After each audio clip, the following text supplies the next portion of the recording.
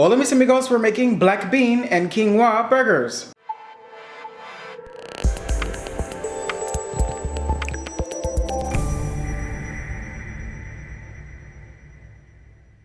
Here I have a 15.5 ounce can of black beans, and we just want to start to smush them until we get somewhat of a black bean paste.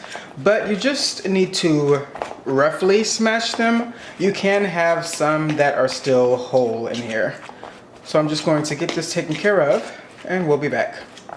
So as you can see, it is roughly mashed but still recognizable. So next what I'm going to do is I'm going to add my quinoa. So what this is 1/4 of a cup of quinoa, and I just prepared it in my rice cooker. So you add 1/2 of a cup of water. And if you're making this traditionally over the stove, then you can just do 1/4 of a cup of quinoa to 1/2 of a cup of water. And then you're going to boil it until the water has evaporated. And we're just going to make sure that's nice and combined with the black beans.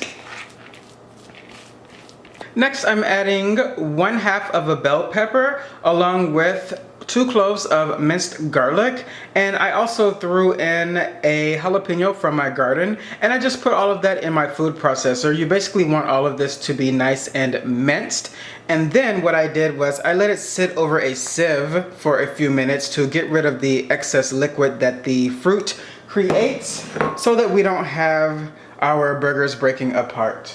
I'm also adding 1 teaspoon of onion powder, 1 teaspoon of cumin, and 1/2 teaspoon of salt. 1/2 of a cup of breadcrumbs, and of course if you are making this vegan, make sure you're using the vegan breadcrumbs that do not have the egg in it. And we're going to get this nice and mixed.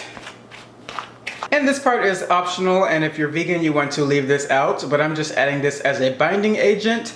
1 egg.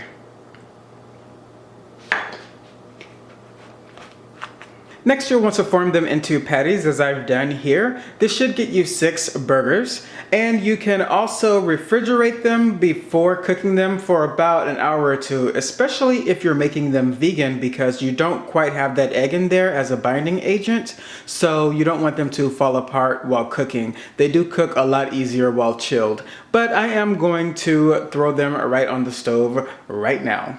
Here I have about 2 tablespoons of olive oil in the skillet on medium heat, and we're just going to fry our patties for about 3 minutes on each side. Remember, these are not meat, so we don't have to overcook them.